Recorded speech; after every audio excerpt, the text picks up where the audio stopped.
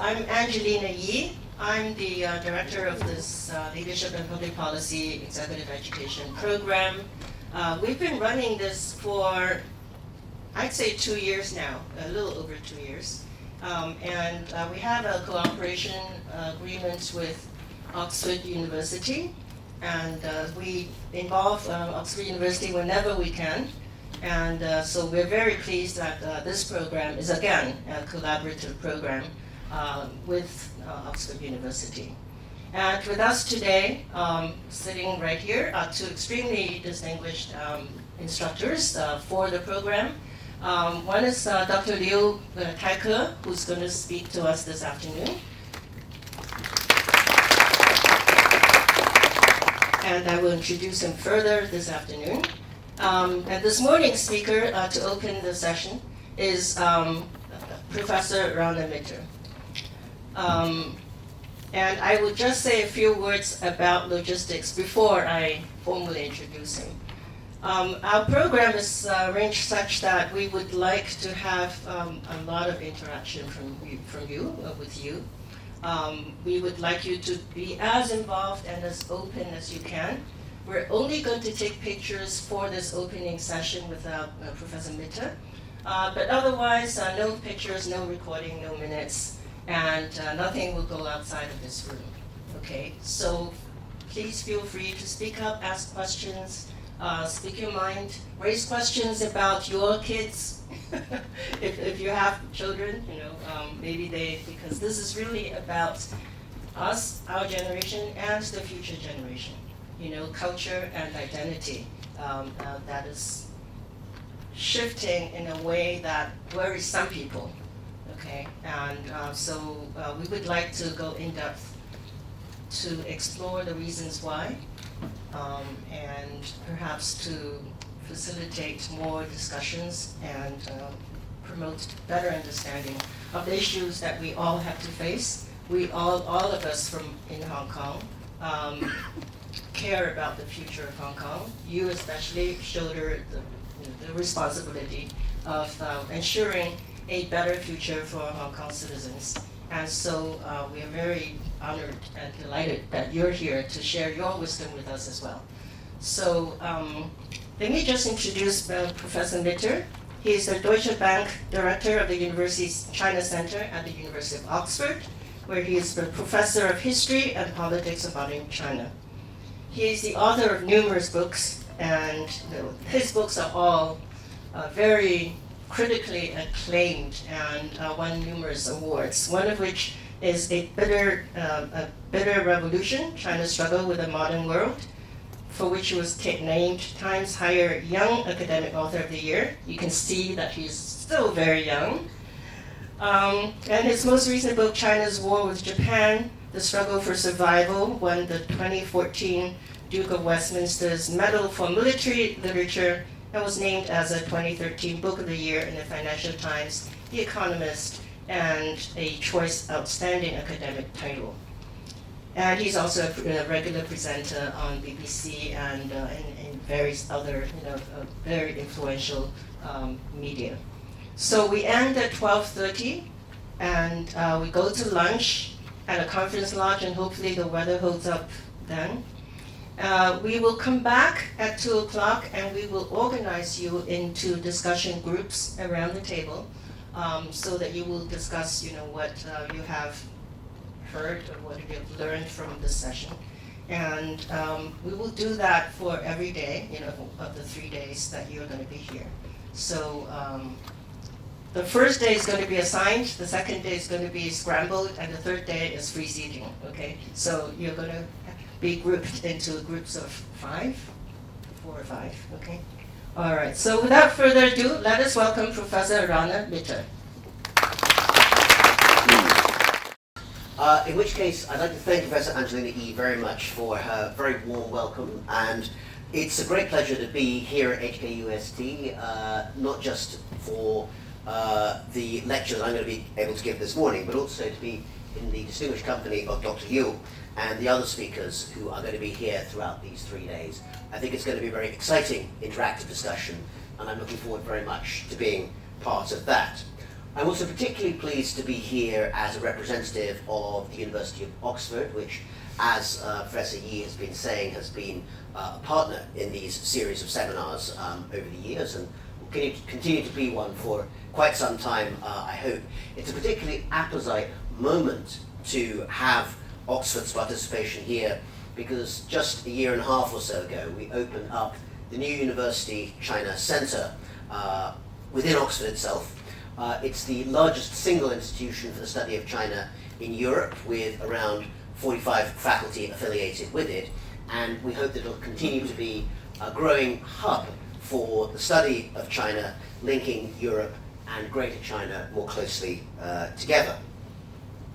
And some of the bigger topics that we look at within the centre are certainly very relevant to the course that we'll be taking part in together during the course of the next few days, with questions of nation, identity, and culture very central to understanding China today. And I found myself thinking in some ways about the complexity of some of these ideas, not just in China, but in the region as a whole. Actually in January, when I was in South Korea, not too far away from here. Might I ask how many of you are familiar with South Korea, Seoul and so forth? Do you visit at all? Do I have any hands for anyone who's been there recently? Right, well could I ask in that case if any of you have, I assume I'm going to say here kids actually rather than you yourselves, but any kids, maybe teenagers who are familiar with K-pop? I can see someone laughing at the back, I don't know if you want to admit it, but maybe one or two of your teenagers will be fans of EXO or Big Bang or some of these other bands of which I know almost nothing, but if you're 14 or 15 years old and you're living in the Greater East Asia region, you probably become quite familiar with. And when I was in Seoul, there was an incident that took place. It was quite a notable incident. The North Korean leader, Mr. Kim, set off a nuclear bomb, a hydrogen bomb test. It made international headlines. But what I think was not so widely noticed around the world was the way in which the South Korean government responded, which was to start playing K-pop, Korean pop music, across the DMZ, the demilitarized zone between South and North Korea, through very, very large and prominent loudspeakers. In fact, specifically, they played a song called Let Us Now Love by a singer called A-Pink. And I thought that there was something rather symbolic about the Northern Korean side dropping this atomic bomb, the Southern Korean side using their own distinctive brand of pop music to make a sort of reply. In other words, a sign that even in this one nation, in this one grouping of Koreans, culture and politics and identity had come together with two rather different ways of responding to a political event. I will leave it to you to judge whether or not an atomic bombing or a loudspeaker blasting out Korean pop is a more acceptable way to make your national standing known. But I think it's certainly notable that there was a clear contrast in terms of the way in which the country dealt with this particular situation. Here, of course, we are going to be talking, I think, much more about the nature of Chinese nationalism, and particularly the way in which it's becoming more and more relevant as Hong Kong seeks to deal with a variety of political and cultural issues. We speak on a morning today when the G7 meeting is going to make the increasing assertiveness of Chinese policy in the South China Sea a major part of the discussion that it will undertake today. Elsewhere, we are aware that, of course, in Hong Kong itself, a whole variety of questions about Hong Kong's identity are being tied to changing ideas of how China is developing. We won't, I think, during the course of these 2 days be dealing so much with the specific political and geopolitical events of the region on a day-to-day headline basis. There's plenty of room for discussion of those issues if we want to put them forward. But I think that we'll be starting, in a sense, with some wider and deeper sets of questions about more broadly how things have changed in terms of China's understanding of itself and its projection of itself to the outside world, including, of course, the immensely important historical context of that rise to nationhood. There is often, I think, a slightly careless equation of the term nationalism with an assumption that it must inevitably be a form of xenophobia. But I think I want to get behind that quite strongly and argue that in fact there are a whole variety of different aspects of this type of identity politics that we need to analyse in more detail.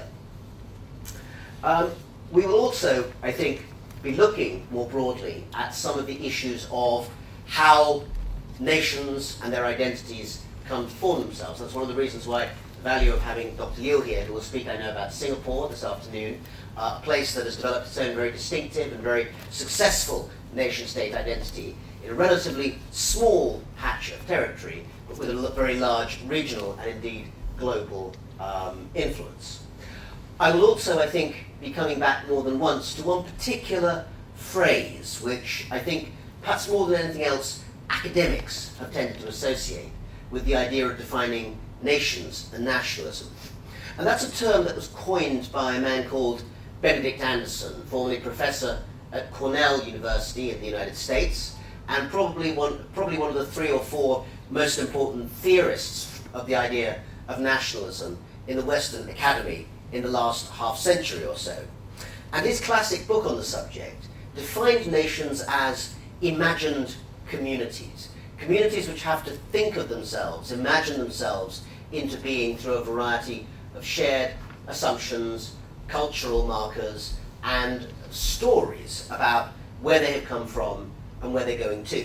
And I imagine that we will spend a certain amount of time in discussion dealing with those questions of imagining a community and how a community like Hong Kong, Singapore, Greater China, or indeed a variety of other places around the world think of themselves in those terms as imagined communities.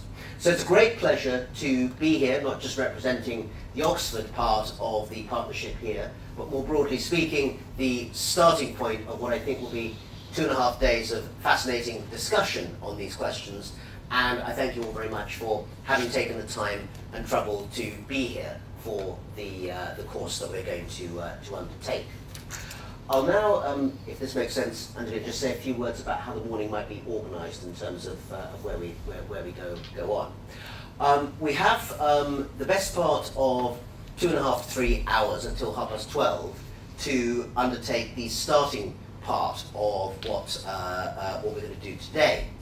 And I'm going to give 2 presentations, one today and one tomorrow, which divide up the material, I hope, in a reasonably logical manner. This morning, I'm going to be starting with some remarks about the origins of Chinese nationalism and the way in which the idea of nationhood in China has developed, more particularly in the last 100 years or so, but going back even a little further than that, historically. So while I hope there'll be a great deal of what we say which has a lot of connection to the present day, I will be trying to give some depth in terms of history to understanding how we've got to where we are in the present day. And tomorrow we'll be addressing a whole variety of contemporary aspects of nationalism, whether it is the cultural nationalism that's emerged in China surrounding a revival of traditional thinking, Confucian thought, and so forth, or nationalism that emerges from a new sense of China's geopolitical role in the wider global community. I'll spend about 45 minutes to an hour or so, first of all, speaking to this particular presentation.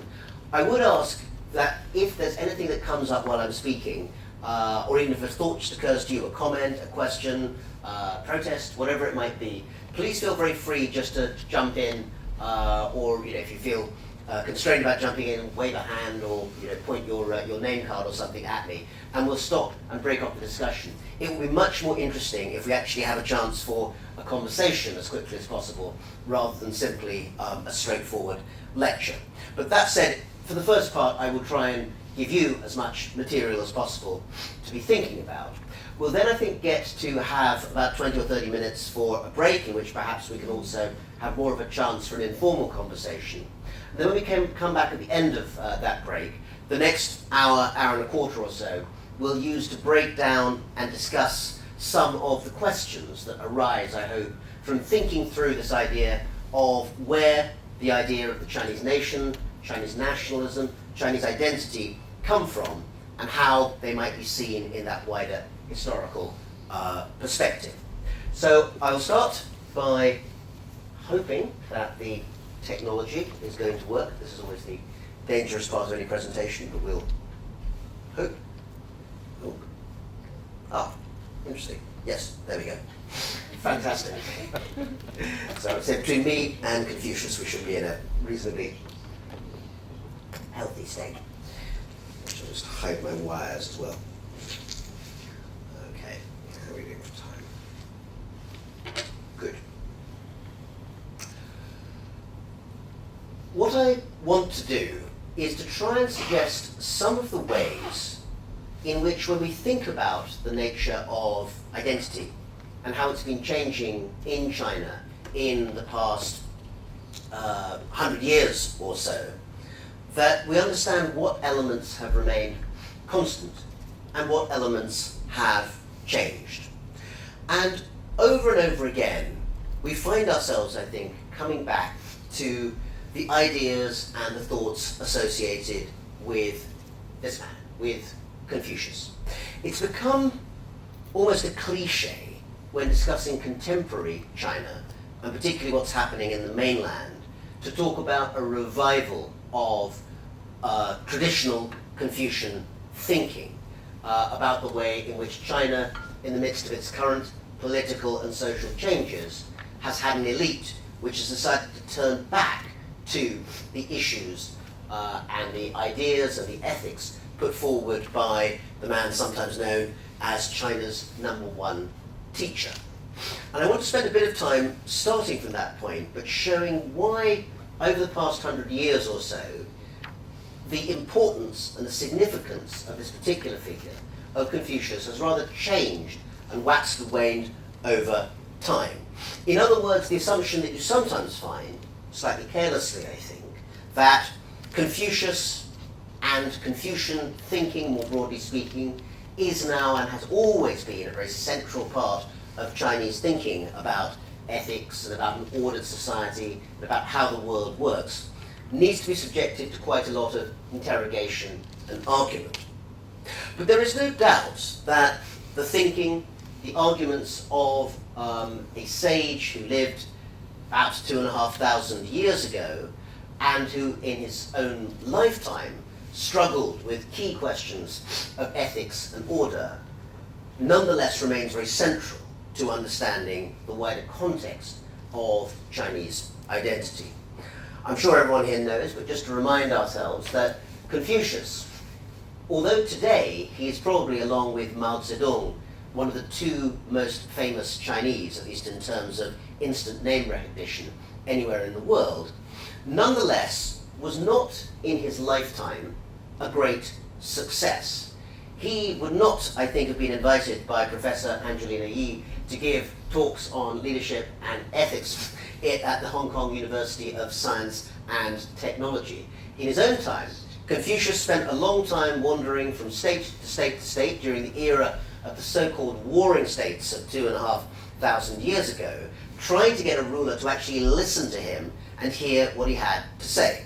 And like many people who are perhaps not entirely honoured in their own time, his reputation to some extent is retrospective rather than contemporary. He wasn't by any means totally ignored in his lifetime. He in the end ended up with a decent, you might say, mid-tier position at one royal court.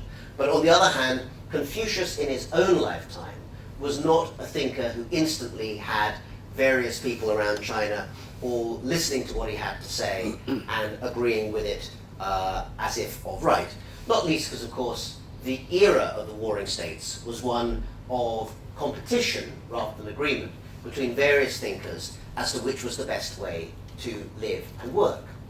On the other hand, many of the precepts and ideas which Confucius himself laid down have become very much embedded in the way in which Chinese society over time came to think of itself as being distinctive.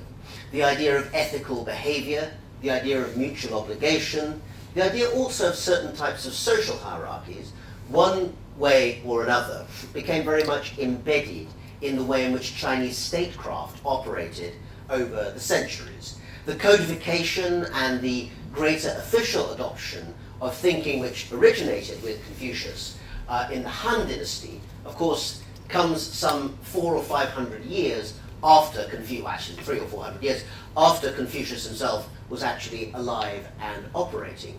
But nonetheless, in retrospect, that bringing of his ideas of ethics, hierarchy, order, obligation, sympathy, and ethical behavior became a very staple part of the way in which Chinese society saw itself for many centuries.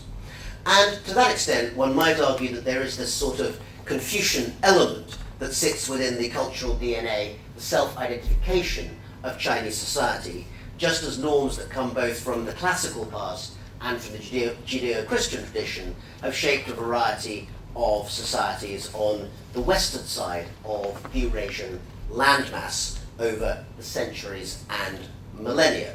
And clearly the continued embodiment of these ideas, not just in China, but in many parts of the East and indeed Southeast Asian world, in Korea, in Taiwan, in Vietnam, in Japan, has in some ways been more long-lasting than it has within the mainland of China itself. There is some argument that perhaps the most Confucian of all Confucian societies that exists now, or at least until recently, has in fact been South Korea and not China at all. Oh, okay. Yes, there we go.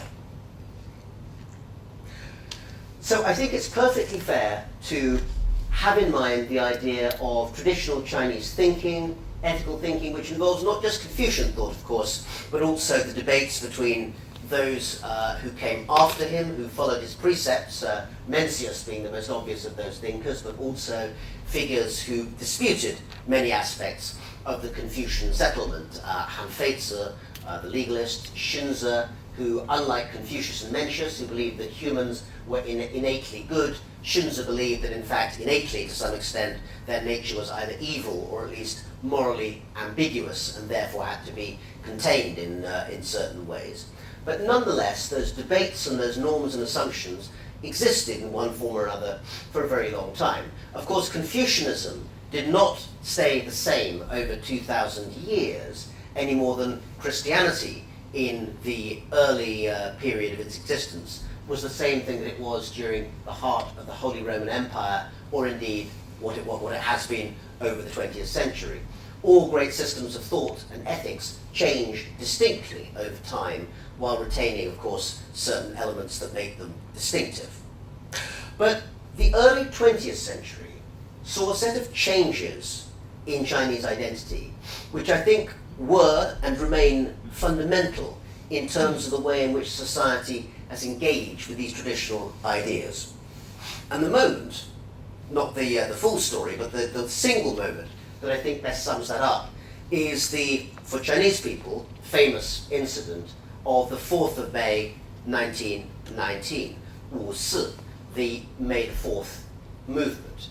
Now, this particular set of events, again, as I think many, if not all of you, will know quite well, involved one of the most important political movements of the early 20th century. Let's not forget that the early 20th century saw a period when China, for the first time really in perhaps half a millennium or so, found its own system of government, its own system of culture, its own system of its own self-confidence very significantly and severely under siege. Starting with the Opium Wars at the mid-19th century, China found itself not only physically invaded and attacked by gunboats and by traders from around the world, particularly from Western Europe and from the United States, Britain, France, America, but also forced in a much more fundamental sense to rethink and argue with a whole variety of assumptions about its culture that had never really previously been brought into question. Even the Qing dynasty, the Manchu dynasty, which had taken over China in the early 17th century, or not early, mid-17th century, 1644, had imposed a whole variety of different ethnic and cultural systems over China, but nonetheless, Qing China was still, in essence, a Confucian society of a sort that previous dynasties, the Ming, Song, would have recognized quite clearly. From the mid-19th century onwards, with the Opium War, the Taiping Rebellion, the Boxer Uprising, and so forth, China's thinking about itself was subject to ever greater questioning and ever greater doubts amongst its elites in particular about whether China could survive. The era which even today many in the mainland will refer to as Wuchi, the era of national humiliation, had begun in that sense, the sense that China's basic precepts no longer stood up to scrutiny. And although the last emperor famously abdicated from his throne at the age of 5 at the beginning of 1912, even the establishment of the first Chinese Republic, in fact, the first republic as such to be established anywhere in Asia, even this huge political change did not solve China's problems. A whole variety of things came together: economic crisis, a kind of militarist government which overcame the fledgling democracy which had been set up in China after 1912, and in general a sense of eating away, of weakening of the political and social systems that shaped China at that time. And a trigger moment essentially came with the First World War. China participated in the First World War alongside the European powers in a rather particular and important way, sending some 96,000 Chinese workers to the western front of Europe to dig the trenches, which became rather more famous because of the large numbers of young British and French men who would fight in those trenches and be killed at famous battles like Somme, Verdun, and Passchendaele. But the Chinese contribution to actually keeping the battlefield in shape became a very important part of China's participation in a global war. And so when the Chinese government came to Paris at the end of World War I to negotiate greater concessions for China in the aftermath of the war, they found themselves very much under siege from their own students, from other Chinese present there, when the deal that was offered to China at the end of World War I, at the Treaty of Versailles, turned out to be a very poor one, in which former German colonies in Shandong were not handed back to the Chinese government, but instead were handed over, or were due to be handed over, to Japan. And this feeling of yet more national humiliation, yet more disgrace on the shoulders of the Chinese people, fired China's young intellectuals in particular to such an extent that they demonstrated, leading on that date, the 4th of May, 1919, to a gathering of some 3,000 of China's brightest young people, students from Peking University, Tsinghua, other colleges and schools in Beijing, to gather in front of the Tiananmen, at the front of the Forbidden City, and argue that no longer should China subject itself to the humiliation of foreign powers, carving it up, in the phrase of the time, carving it up like a melon, and refusing to allow China to seek its own strong national destiny. And this particular demonstration became symbolic of something very distinctive that happened in China at this time. And this is one of the points when I try and think about why China's sense of itself as a nation state has been so unusual in some senses in the 20th century. I often come back to this moment, and the reason is the following. If you think about other distinctive non-European nationalist movements of the early 20th century, the shape of those movements is generally somewhat different from what happened in China, by which I mean the following. Supposing you take the Indian nationalist movement, something that, again, being of South Asian background myself, I have both family connections and also family history that led me to look at this in some detail. And it's very notable that if you think about the major figures of the Indian national movement over the 20th century, Mahatma Gandhi, Jawaharlal Nehru, whole variety of others, although their movement was very strongly based around the idea of the building of an independent, sovereign Indian nation state, seeking in their case, of course, independence from the British who ruled India, their model of what the nation would look like was very heavily tied up with adapting and changing, but hanging on to aspects of India's traditional past. So Gandhi, in a sense, was a very strong example of this. As I'm sure you know, one of his symbolic moves in terms of defining what a free India would look like was the idea that India should turn more to self-production of cloth. And Gandhi's spinning wheel and the production of homemade cotton, khadi, became an important part of that image. Even someone like Nehru, who wore very nice three-piece suits, and I think was educated at Cambridge, and in many ways was very different from from someone like Gandhi, nonetheless also spent a great deal thinking about India's tradition, its past, and how secularism in India nonetheless had to draw on a whole variety of India's own traditions. So there was certainly an engagement in the Indian nationalist movement between India's past and India's present and future in that sense.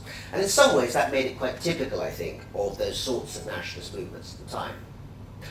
I think that something very distinctive and quite different happened at this moment, around this moment, in China.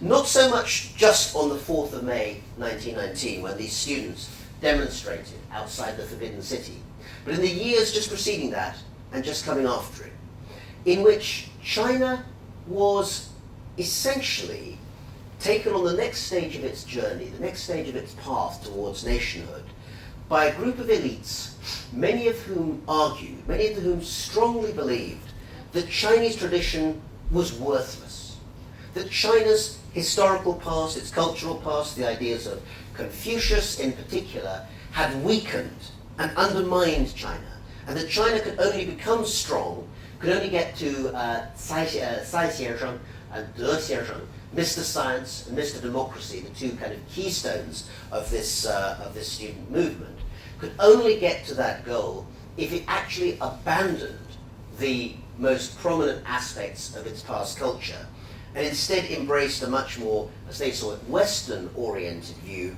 of how the future would look.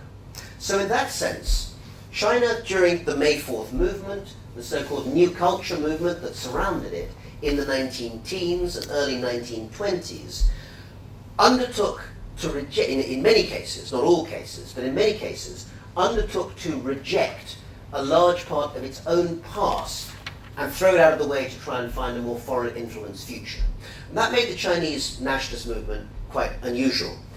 Figures in that particular category included, for instance, the man even now often thought of as China's greatest 20th century writer, Lu Xun, who, again, many of you will have read, no doubt, in high school, stories like Diary of a Madman, in which essentially a kind of mentally ill protagonist keeps writing the words Confucian culture in his school book, and then finds that the words cannibalism, eating people, are hidden between the lines. In other words, the equation of traditional Chinese culture by Lu Xun with people actually eating each other in the most savage way.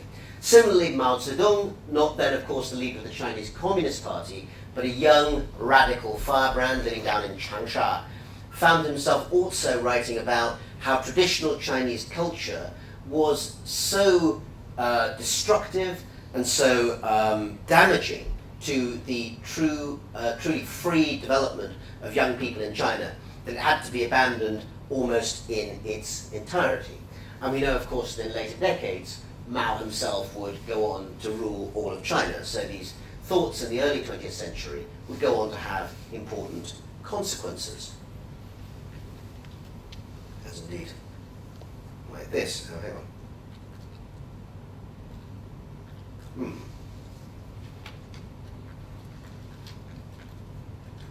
Turn this on again, I think. I wonder if this is...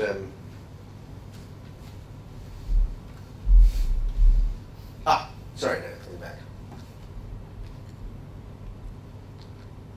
Okay.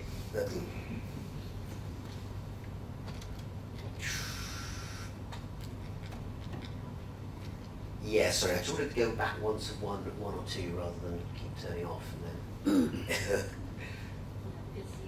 That's a screen. I see, okay. So if you go to the screen, it's easier. So if I just squeeze it, so if I pointed it in that direction, is that it? Ah, got it. That's right. Ah, lovely. Right. Or not. Great. So during this early 20th century period, as China, in some ways, or at least some of China's younger thinkers and elite thinkers, turned away from Chinese tradition, they turned in other directions instead. I mean, the story of China's cultural engagement with the outside world is a long, rich, and complex one, and I can't hope in just a few minutes to try and cover it all. But at the same time, it's also evident that China, being a country at that stage very much open to the outside world, was drawing on a whole variety of different traditions. So, for instance, I mentioned the First World War. One of the most important cultural movements at this time was the idea of futurism. And many of the figures, such as the artist Marinetti you have here, use these ideas of a new kind of art, which involved ideas of speed and destruction and recklessness as a way of influencing how politics and society should be as well. And certainly that kind of daring, tradition-breaking artwork was very influential on a whole variety of Chinese thinkers at the time. Also also important to many young Chinese at the time was the idea of learning from other thinkers, other people in similar positions elsewhere around the world, living under either colonial rule or at least the influence of imperialist powers from the Western world. One of the very misleading ways, I think, in which the story of China's Chinese nationalism is sometimes told is the idea that the only contrast was between the West and China, and that everything came from Britain or from France or Germany or the United States. Now, there's no doubt that the West was a huge and important influence on China during that time. There's no doubt about that, not least because many Chinese thinkers who would go on to be immensely influential spent time in the West, studying, working, learning about revolution. Deng Xiaoping, just one famous example of someone who spent time in Paris during that time. So the West was important, but it's also worth remembering that at that time, Asian nationalists were learning a great deal from each other as well. I mentioned the May 4th movement of 1919 just then in Tiananmen, in front of the Tiananmen in Beijing. But again, we should remember that prior to the May 4th movement, on March the 30th, there had been a major nationalist demonstration in Seoul, in Korea, where the protests against the Japanese colonial government had inspired many young Korean nationalists. And this demonstration in Seoul had been noted and drawn upon by young Chinese nationalists in Beijing. On the artistic side, this is just one example of the kind of drawing on other Asian ideas, which became increasingly influential in the Asia of that time. This is a painting by a well-known Indian artist at the time named Jamni Roy, and you can see, if you look carefully at it, that although in many ways it's clearly a very Indian piece of work in terms of the way in which the picture is composed, it also draws a great deal on many of the kind of modernist assumptions that you would find in pictures of the era from famous artists like Picasso. Now, during the same sort of period, Chinese painters, people like Feng Zikai, Xu Beihong, and others, trying to create a new artistic language for this modern China that was in some ways either throwing off its Confucian past or at least trying to adapt it, also drew on these new ideas that came from other modernists, other artists, other thinkers, who were not Westerners, but in fact were from elsewhere in Asia.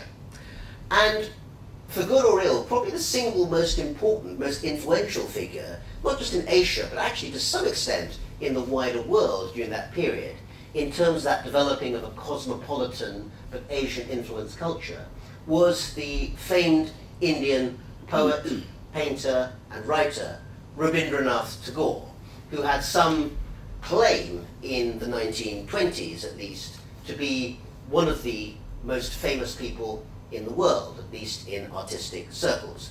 Tagore made various visits to China in the 1920s and 30s. He didn't always meet with a universally favorable reception, partly because he was also quite close to Japanese friends, where he was perhaps more famous and more successful.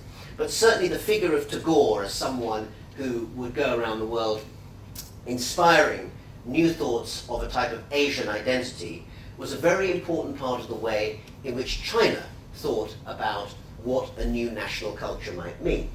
And I'm going to give you one example of that right here. This is, actually I should really have given the original Chinese, but you may well know it. Did anyone here, maybe either in high school or more recently, read the poem Tiangou by Guo At all? Yes, Angelina did, someone else did. Can you recite it all for us in Chinese right now? No. Okay, we'll stay.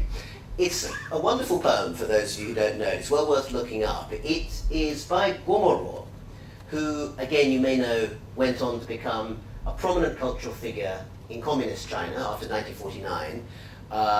One might say he was one of the unfortunately large group of people whose slogan might have been, I became a Chinese Communist Party official and lost all my talent. Because before he actually became a political figure, he was actually a very talented poet. After that, he wrote mostly rather political poetry, which has, frankly, not that much artistic value. But back in the 1910s, 1920s, he was one of the most exciting and one of the most energetic poets writing in China. And part of his mission in writing was to try and define what a new type of cultural identity, cultural form would be for young Chinese poets. So let me just briefly, and I'm sorry, I'll do it in English here, but give you a small section of his poem, Heaven Dog. So he wrote, I am the light of the moon, I am the light of the sun, I am the light of all the planets, I am the light of X-ray, I am the total energy of the entire universe. And if you read the poem in Chinese, then you will see, even in Chinese, the words X-ray and the words energy in the original are written in English words, English characters, amidst all the Chinese. And this poem shows, I think, 2 or 3 things which in some ways symbolize that moment around the May 4th movement, the 1919 demonstration, and the years just before and just after. I mean, first of all, this is very clearly the poem of a young man at a revolutionary time. You can see it's full of excitement. It's, a deeply egomaniacal poem. I mean, it's a poem by someone who is very pleased with himself and perhaps has good reason to be pleased with himself, symbolizing perhaps that kind of arrogant but also, in some ways, enthusiastic youth that feels that it can change the world and that it's right to try and do so. So in some ways, the poetic connections between someone like Guo and young radicals like Mao Zedong, I think, are quite clear. The second thing is that this poem shows influence from the West. Like many young writers at the time of the May 4th era, Guo was very influenced by romantic literature from the Western world, and in particular, the great late 19th century American poet Walt Whitman is at the heart of the influence on this poet. If you ever read Whitman's Song of Myself, you will see that there is a great deal again of that kind of egomania, the kind of inward-lookingness projected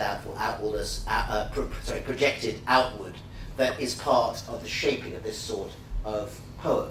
But the third influence, and the one that perhaps isn't so evident, is in fact Tagore, because this draws, amongst other things, from the Gitanjali, the poem originally in Bengali, of course, but very much put forward as a kind of cosmopolitan, Asian-influenced internationalist poem of that time, which was very much associated with Tagore himself, but also the idea of East and West coming together and influencing each other. And what's important here is it's not a question of East influencing West as so much as one part of East influencing another part of East. So when we see the Walt Whitman influence here, symbolizing, in a sense, America and China coming together culturally, we should also see the Tagore influence with the idea of India and China, two countries either under colonial rule or at least heavily dominated by Western imperial influence, trying to find some sort of new identity, some sort of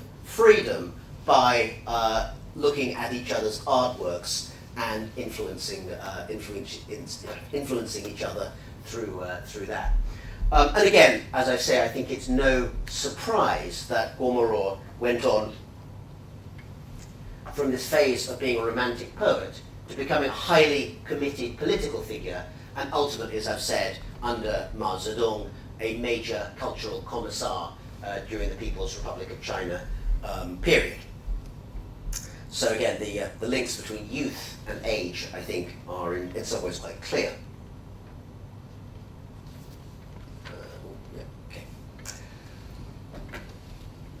So what I've tried to suggest so far, admittedly trying to put a great deal into a quite limited period of time, is that having started with a long, although changing tradition, in which a whole variety of sets of ethical and cultural norms, which for reasons of convenience we'll call Confucianism, come to a sort of, not exactly crashing halt, but certainly under severe questioning by the early 20th century, at a time when many of China's elites, and younger people in particular, think that to become strong, to get to Mr. Science and Mr. Democracy, to get to a strong country and rich nation, maybe what China needs to do is to throw off its traditional past and instead find some kind of modern alternative.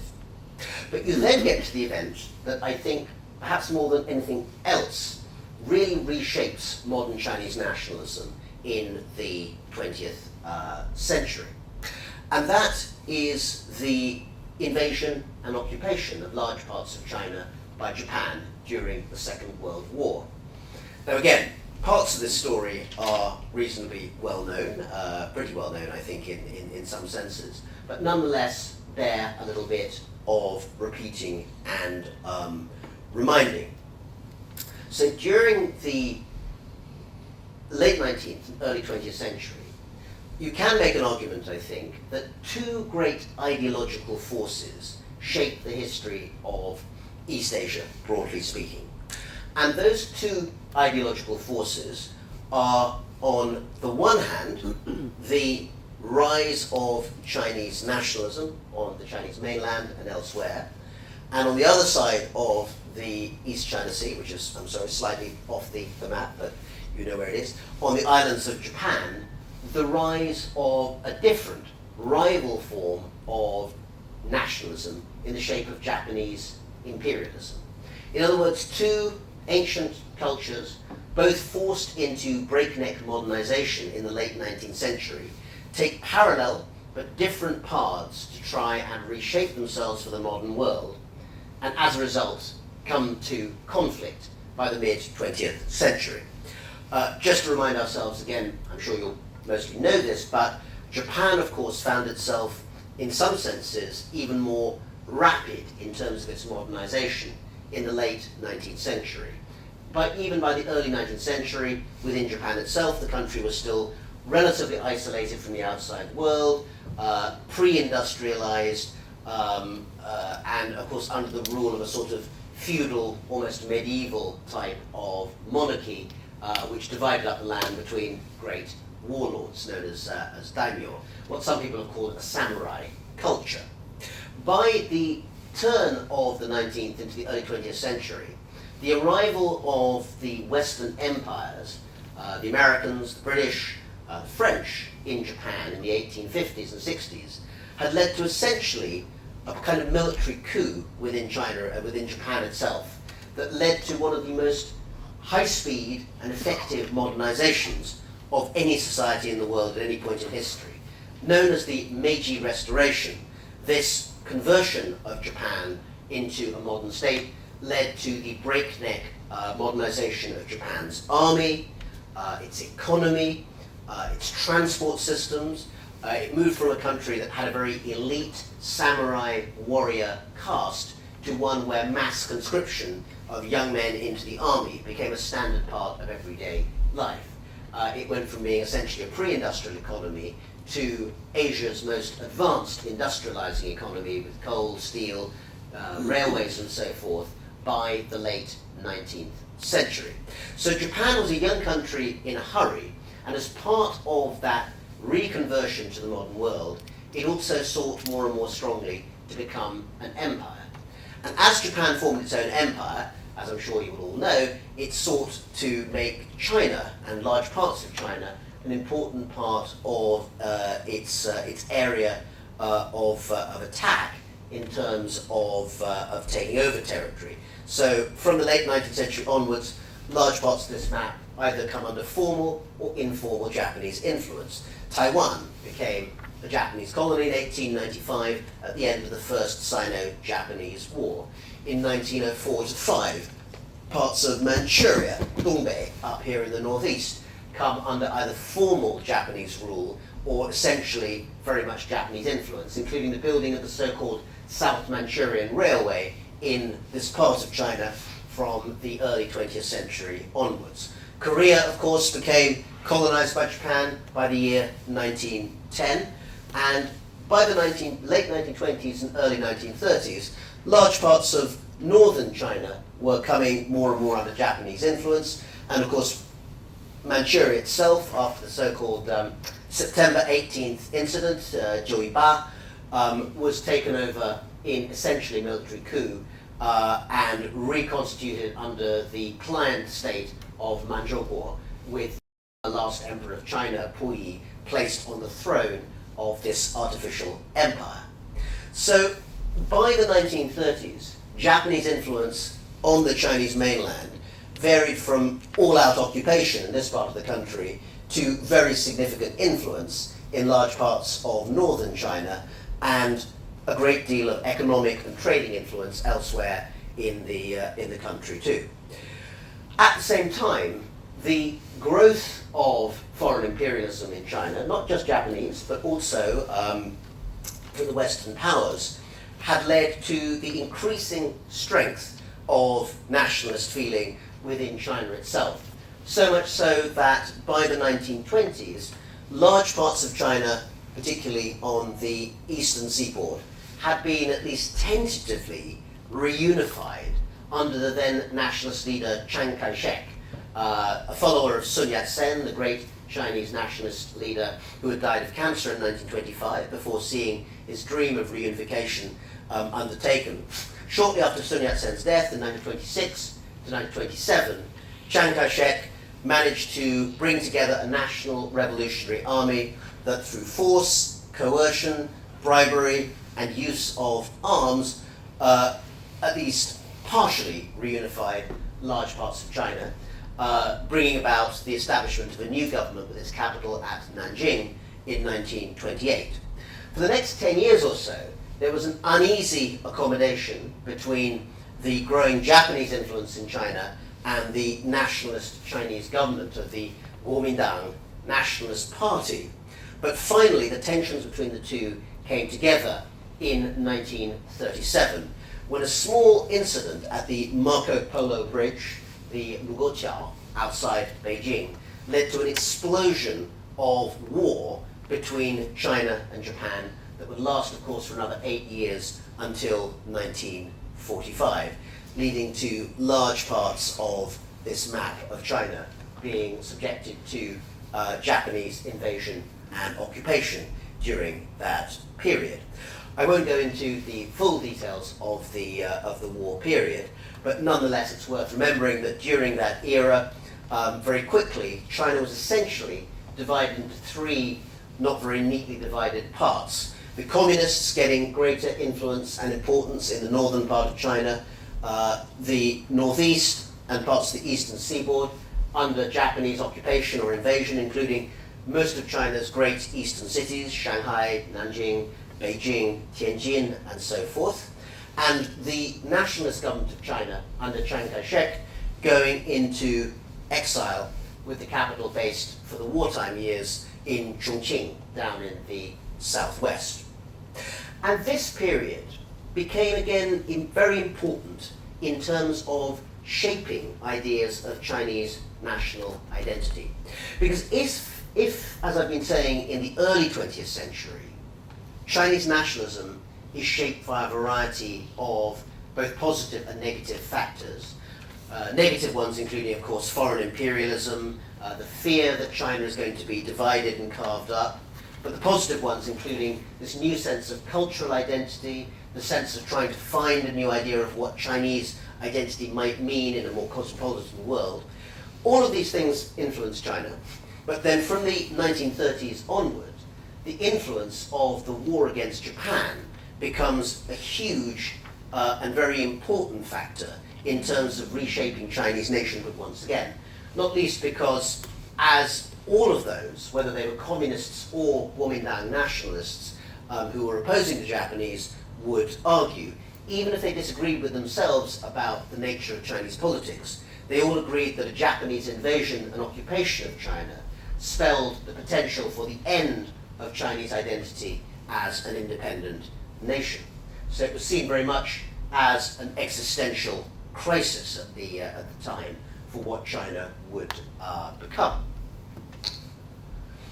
Examples here of the ways in which everyday life changed in wartime China and helped to fuel that sense of wider identity. So one picture here of an air raid on the temporary nationalist capital at Chongqing. Between 1938 and 1941 in particular, there were repeated raids, air raids by Japanese bombers on the temporary wartime capital. Chongqing was not a city that was well defended from the air. The Chinese Air Force wasn't really adequate to the task. Until 1941, China had no official allies who could actually help it with trying to defend itself. Although in the early part of the war, the Soviet Union gave a certain amount of limited assistance, and prior to Pearl Harbor, American financial and volunteer assistance also became more important. But scenes like this on an everyday basis during the months when bombings took place began to create more of a sense of China under siege, and in that sense also fueled many in Chongqing and elsewhere at the time to think about why they were defending China against this force of outside occupation, helping once again to fuel a wider sense of national identity. Also important during this time were new ways of thinking about if China was going to defeat Japan, which was not certain at the beginning of the war. By the end of the war, it was clear that Japan would lose. But in the late 1930s, early 1940s, many outside observers thought that China was actually foolish to fight the Japanese, who had much superior technology and military, and instead should try and achieve compromise. So, with the Chinese continuing to fight back, there was also a great deal of thinking about the way in which a reconstituted Chinese society would operate. And thinking about that, I think, gets to something more substantial in understanding how the Chinese nation state was going to be reconstructed.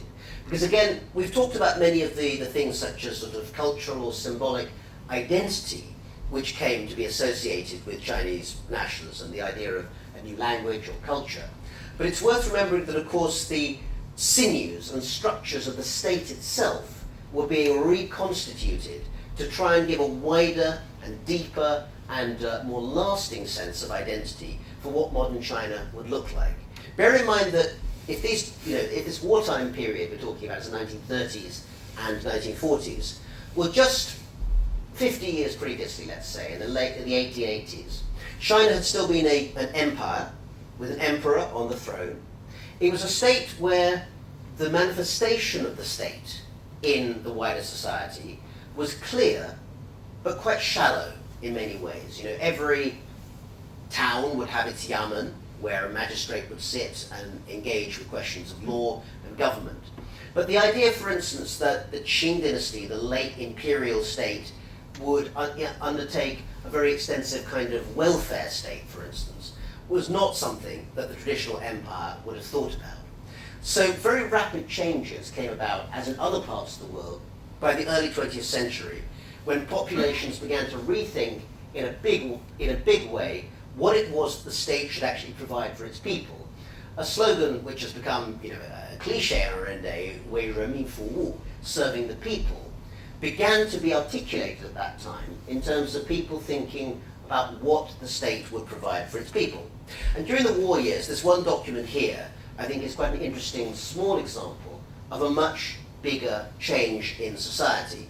Again, you can all read here what it is. It's a document from the Air Raid Property Damage Committee in Chongqing, looking at the particular piece of property that this person has lost during an air raid. And you can see up at the top a whole variety of different things that are there. We've got bed, we've got pillows, we've got shoes, how much they were worth, whether they were destroyed completely, what kind of value they had.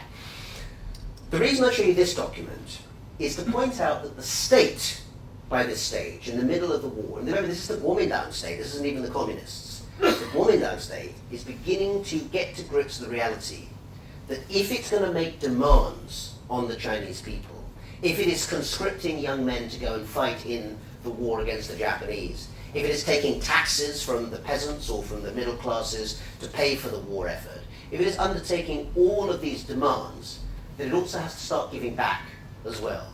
Because people will not respect, people will not obey a state structure which only takes from them and does not give anything back.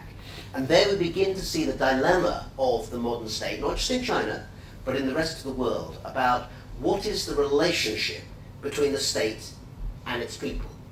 And this one document is a very, very small example of, on one particular set of days in 1941, the Kuomintang state saying, because we are at war, this guy's property has all been destroyed in an air raid, and we need to think about compensating him.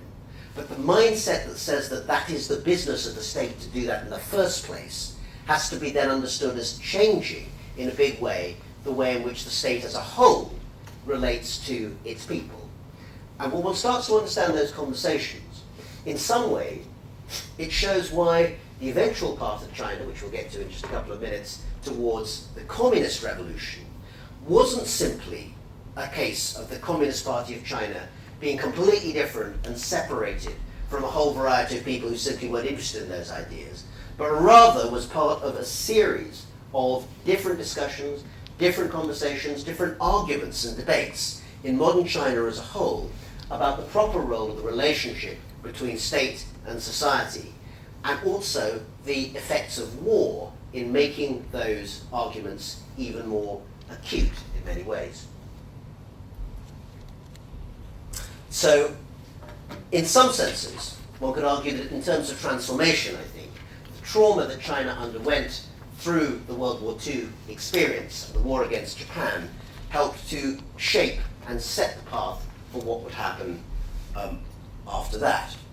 A couple of examples there also, the way in which that new idea of nationalism was being developed and changed during those war years. Here we have a torchlight parade through wartime Chongqing, excuse me, with women, again, not traditionally political actors in China. So again, the bringing of middle-class women, I think in this case explicitly, onto the streets as part of this national demonstration against the Japanese with torches is an important part of bringing the whole population of the nation state, including women, and not just making an elite male preserve as part of that development.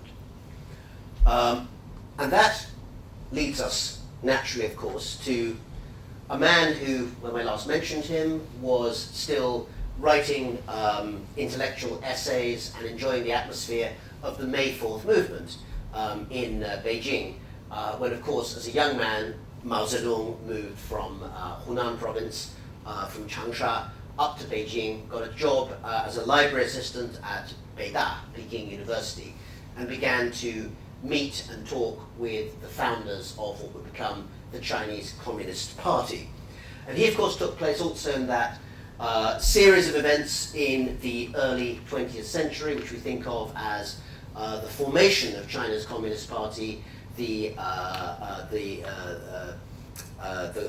battles with the Chinese nationalists under Chiang Kai-shek, the long march from the interior of China up to the northwest, where the Chinese Communist Party reshaped itself in the 1930s, the participation of the communists alongside the nationalists in the war against Japan, and then finally, of course, the emergence of the Chinese Communist Party as victors, ultimately, in the civil war against the nationalists in 1949, and the formation of a new communist state, the People's Republic of China, from 1949 onwards.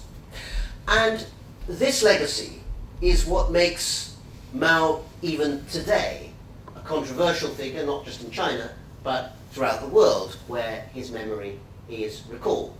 Because, of course, at the same time that he also, in his own words, led the revolution that led the Chinese people to stand up in 1949, he was also responsible for at least two of the greatest disasters to befall the Chinese people, one being the Great Leap Forward famine that devastated much of China from the late 1950s to the early 1960s, but also, as in this picture where you see he's got his Bing armband on him, the engendering of the Chinese Cultural Revolution, which of course started 50 years ago next month, May 1966, and essentially formed a civil war that saw China at war with itself. And here we have Mao Zedong essentially wearing the uniform of a Red Guard during the Cultural Revolution as part of his time there.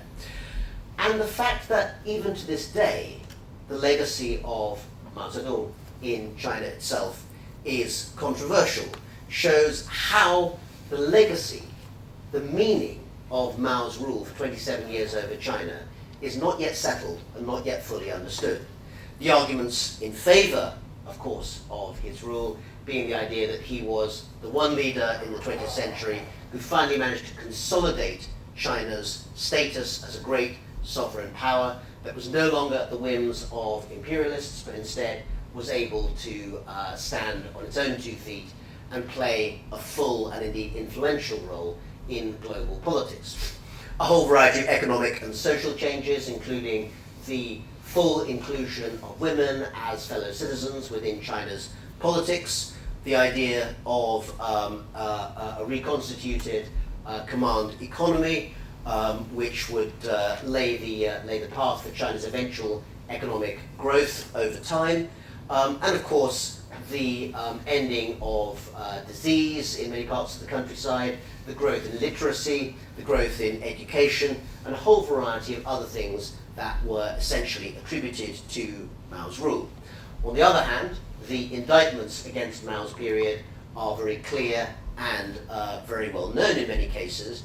One, as I mentioned, the engendering through his own egotistical politics of a famine which killed, even by conservative estimates, something like 20 million, possibly more, people who starved to death during the Great Leap Forward. The Cultural Revolution, the overturning of society, essentially because Mao felt that the revolution had become static, it had become, in many ways, frozen, and that he wanted essentially to launch a war against the party which he himself had led, leading, of course, to the turmoil that led to the shutting of China's schools and universities for many years, and the sending out of thousands upon thousands of violent, young teenage Red Guards onto the streets, in which they were encouraged essentially to attack and bring down their elders as part of a sort of youth revolution against the older generation. The general engendering of violence as a quality which Mao himself highly valued was also a legacy of that period. Many of you will know of the incident when a young woman, a Red Guard, went up to Mao Zedong early on during the Cultural Revolution. He asked, the incident was of course staged, but it still looked quite impressive. He asked what her name was, and she said, "My name is Song Bingbing." And he said, "This is far too feminine, far too cute a name for you. You should change your personal name to Yao Wu," in other words, desiring violence, desiring the military. And symbolically, again, that moment in the Cultural Revolution shows the way in which Mao also was trying to rewrite to refashion the idea of what the Chinese nation was in terms of his own image of it as a revolutionary society which should take pleasure and joy in violence as a means of destroying society before it was rebuilt. Hence the famous slogan of the Cultural Revolution of destroying the four olds, including old habits, old customs, old culture, and so forth. He had forgotten, I think, the words of Lu Xun, the great Chinese writer who I mentioned just previously, who pointed out in a famous phrase of his that revolution is a bitter thing. Destruction is easy, but construction is much more difficult. And that was something that Mao Zedong during his time perhaps did not pay full attention to. So this question of whether this most significant and obviously most transformative of Chinese rulers, Mao Zedong, was a nation builder, someone who essentially created the new China, or a terrible deviation from the slow but steady path of Chinese building up of national sovereignty and strength, despite the influence of famines and wars and so forth, or maybe a combination of the two. These questions are ones that are still being debated very fiercely in China and elsewhere. It is notable that one of the actions taken by the current administration in China is to make it much less easy in the academy or in the public sphere or in the media actually to criticize Mao Zedong even today. And considering that this is now essentially the 40th anniversary of his death this year, he died in 1976, so 2016 brings us 40 years after his death. His mausoleum is still, of course, there in Tiananmen Square. He still remains, in some senses, an unquiet ghost in China's argument with itself about its identity.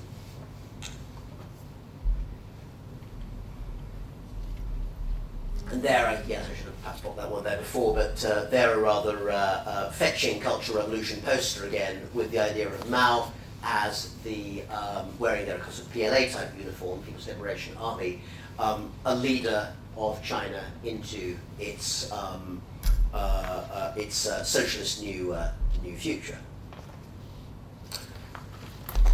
And there, a rather nice, yes, no, I'll take this. So, as we move to the last days of Mao Zedong, by 1973, 74, Mao felt himself in some ways, of course, under siege. His chosen successor, Lin Biao, the former defense minister of China, was accused of trying to foment a coup against Mao, and Lin and his family fled one night in a plane that they essentially commandeered, which then crashed in the desert in Outer Mongolia.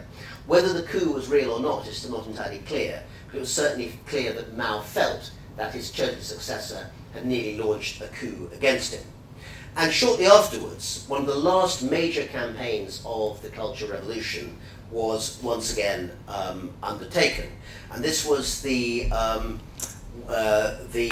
Anti-Confucius campaign of 1974.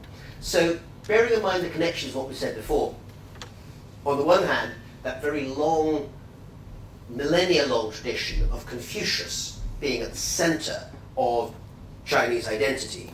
But then by the early 20th century, by the May 4th movement, opposition to Confucius from people like Lin Biao and the young Mao Zedong becoming more and more part of China's sense of its own identity. And by 1974, even by that stage, nearly half a century after the more than half a century after the May 4th movement, when Mao was seeking a target, when Mao wanted to consolidate support behind him, Confucius was still a worthwhile target as far as he was concerned. So here you have a comic book of people's heroes, the working heroes of China, destroying the bourgeois mentality of Confucius himself.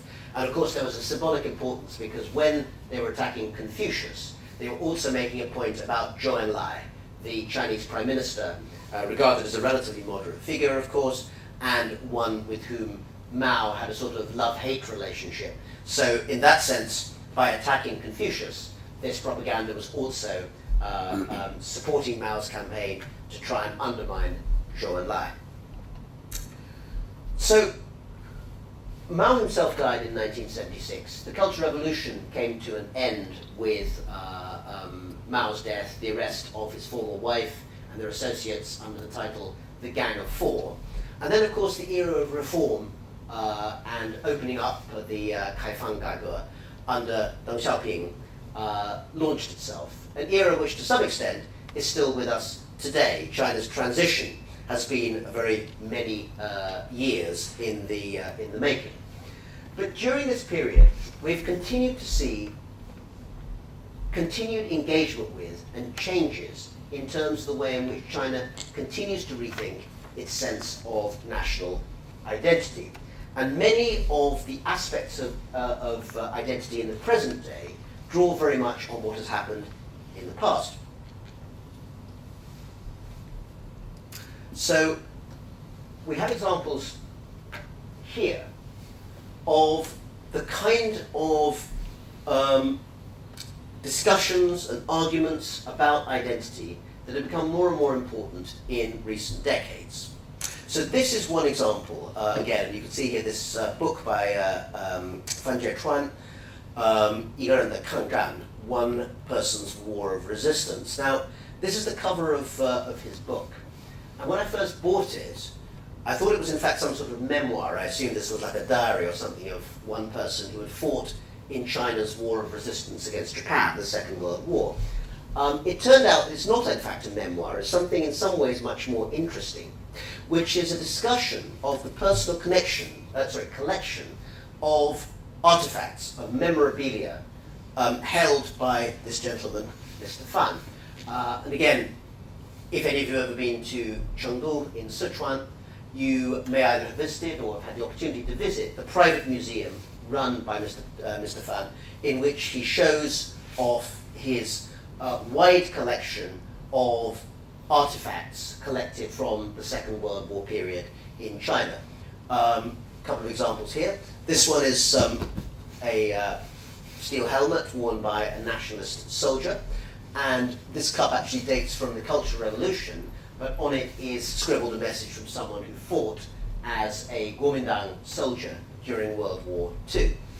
And one of the things that's most distinctive about Mr. Fan's collection, as discussed in this book and held in this museum near Chengdu, is that although the museum itself, of course, is placed right in the middle of contemporary present-day China, the history that it details has almost nothing to do with today's Chinese Communist Party.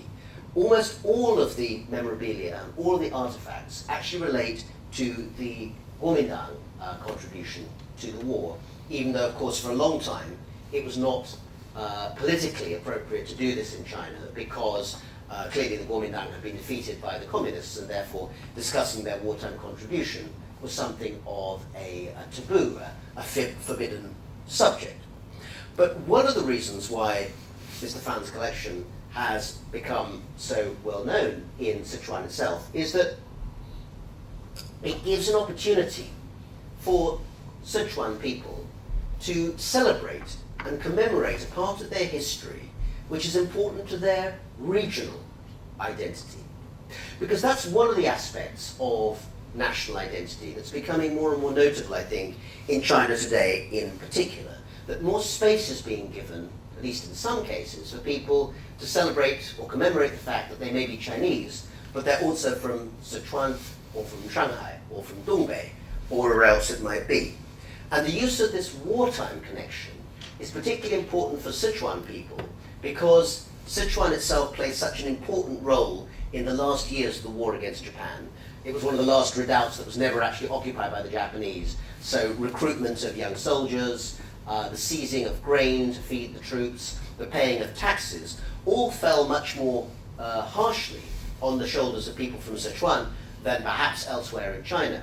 And as an added insult, you might say, to the injury, because this all happened under the Kuomintang rather than the communists, after 1949, Sichuan people were really not encouraged or indeed forbidden from talking about this contribution that they had made to the war. So in a sense it was a sort of double blow to their identity, that first of all they felt that they had suffered very greatly during the war in service of defending China against Japan, but then after 1949 the generations who had survived were simply not allowed to talk about that experience. And it was only in the 1990s and 2000s when the space for remembering the wartime period in China became wider and more permissive, that they were finally allowed to publish books like this to talk about that experience. Or indeed like this one, which again is visually a very good example, I think, of what I'm talking about. For, I think, all or most of you here read Chinese. It's again called The Great War of Resistance Against Japan of the Sichuan People. And here we have a fairly kind of clearly defined statue of an unknown soldier from Sichuan, again commemorating this wartime contribution that couldn't really be talked about during the era of Chairman Mao, but now is a very central and important part of local identity in Sichuan. Local identity relating to the war, I should add, in my opinion, is not an argument against Chinese identity. Rather, it's an argument for a more complex type of Chinese identity, in which Chineseness and regional identity are not incompatible with each other, but serve different purposes. And I'll leave it to the audience here when we get into discussion to see if there are any parallels or similarities with the way in which Hong Kong, of course, has been thinking about its own identity in recent years. Or one other example there that I rather like of this sort of changing narrative of Chinese nationalism. Again, I think most of you, if not all of you, will be able to read this, but just in case, this book called Qu Da Hou Fang, Going to the Great Interior of China. In other words, the nationalist-controlled, or sometimes known in the West as Free China, the Kuomintang-controlled areas during the war, which were not under communist rule and not under occupation by the Japanese. And this is a picture here of one of the famous Minsheng steamers that took people up the Yangtze to Chongqing and other safe cities in the interior of China to evacuate them and their families for the duration of the war against Japan. And again, the significance here is that these stories, it's a book of oral histories basically, memoirs of people who were evacuated upriver to Chongqing and elsewhere during that period. These stories were not permitted to be told in Mao's China because they related to people who had made the wrong political choice. I use the word wrong in quotation marks. They didn't go to Yan'an, they did not go to the communist base areas, they did not take part in what had been the politically accepted narrative of wartime evacuation. Instead, they had gone in what was then a very mainstream decision to follow the then recognized national government of China to the interior, to Chongqing. And finally, in the 1990s and afterwards, many of these people, often very elderly by that stage, were finally given permission to actually tell their own stories for their own satisfaction, for those of their children and grandchildren, and also to put themselves back on the record, and essentially to argue that by resisting Japan from the nationalist interior, the Kuomintang interior, they had not been any less patriotic or any less good in their choice of how to be Chinese than their communist counterparts had been during that period. Today, it's actually quite mainstream in the mainland, as you know, for people to acknowledge that the Kuomintang government played a significant role in fighting the Japanese during World War II. And if you watch mainland Chinese TV and see soap operas, it's quite common nowadays to have sympathetic Kuomintang officers portrayed on screen in those soap operas. But it's worth remembering that that is relatively a very recent phenomenon, really of the 1990s at the earliest and afterwards. As late as the early 1990s, it was still not politically possible to have that kind of portrayal of the non-communist side of the resistance against Japan in the mainstream media. Part of the change, of course, has come because of the closeness with Taiwan and wanting reunification with Taiwan. But I think a wider part of it has to do also with an understanding that Chinese identity today cannot simply be imposed from above by Beijing.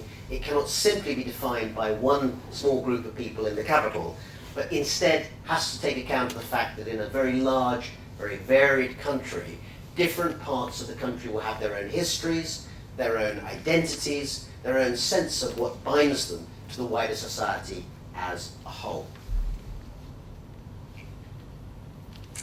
Okay. And there's my final example I want to use in terms of this shared sense of identity. The reason I keep bringing up Chongqing and Sichuan is not that it's the only example. There are plenty of others. I think that Shanghai, for instance, has redefined its identity in some very important ways to do with history in the last few decades. Just to take Shanghai for a moment, any of you who visit Shanghai on a regular basis will know that the city has been very active in trying to reclaim the history of the 1920s and 1930s.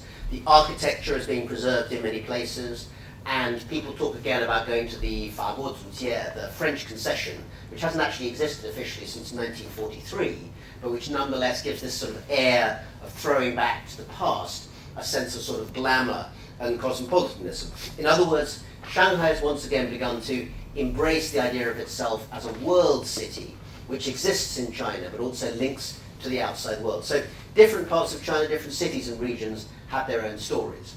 But the reason that I've concentrated on Chongqing and Sichuan is first of all because there's so much material that shows how that process has been going, but also because it's one of the more extreme examples, because it involves incorporating a part of Sichuan's history and Chongqing's history that for a long time simply couldn't be discussed in China itself.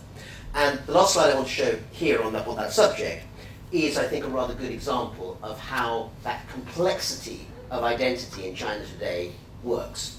So this is, as you see here, a DVD of a documentary that was shown on Chongqing in 2005 on the 60th anniversary of the end of World War II. And as you can see, it's a documentary about Chongqing being the temporary capital of China during World War II and telling that story. And if you look at the imagery here, I think it's very interesting because it uses one image, I think, to talk to two different groups of people.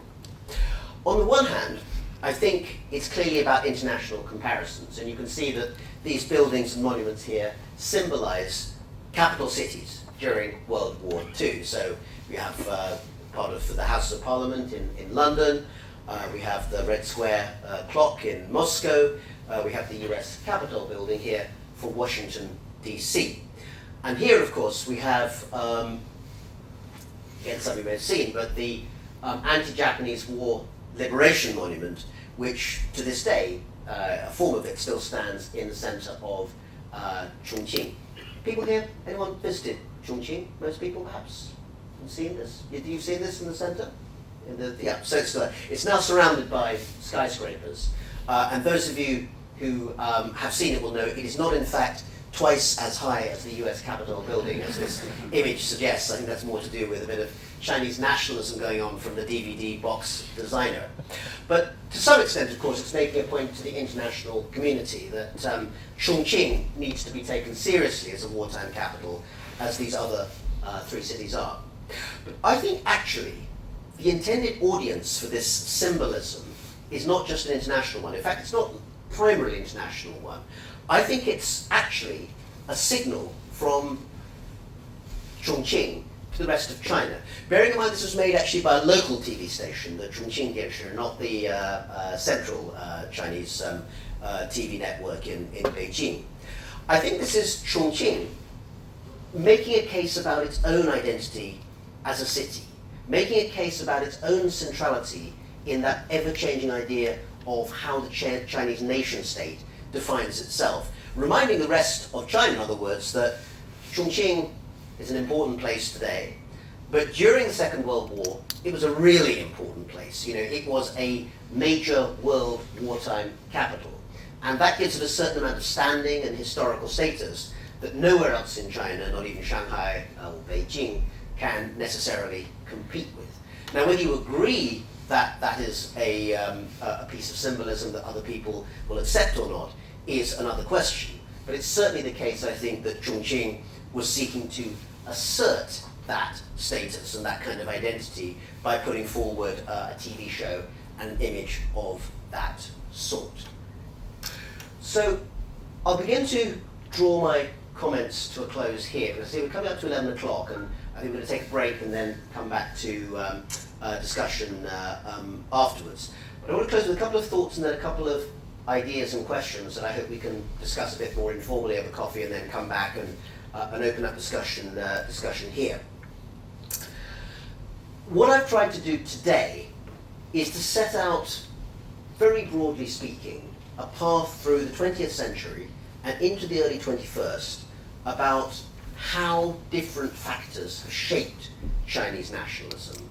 Cultural factors, the rejection, the embrace and then rejection of Confucianism, the impact of war, and particularly the Second World War and the war against Japan.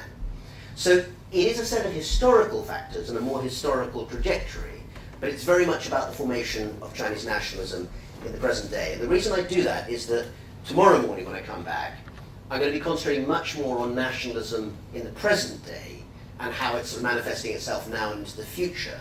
But I would feel less comfortable doing that if I hadn't spent today explaining that I think that these things all connect very strongly to where China has been in the recent past. In other words, it's not where people talk about China's new nationalism in the newspaper headlines. They sometimes seem to suggest that it was sort of invented 30 seconds ago or 5 years ago or even 10 years ago, when in fact the roots of the processes that bring us to where we are now, I think, have longer and deeper historical origins.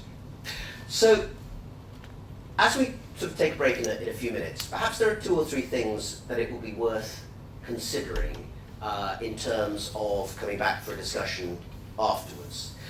I think in a sense, the biggest question, and one that's well worth kicking around, and I saw that actually some people had sent in questions in advance, and I think some of these are excellent questions that we could actually discuss as part of the wider discussion, is what actually the China is that is at the heart of Chinese nationalism. And someone asked the question, is the existence of a physical nation a prerequisite or a byproduct of nationalism?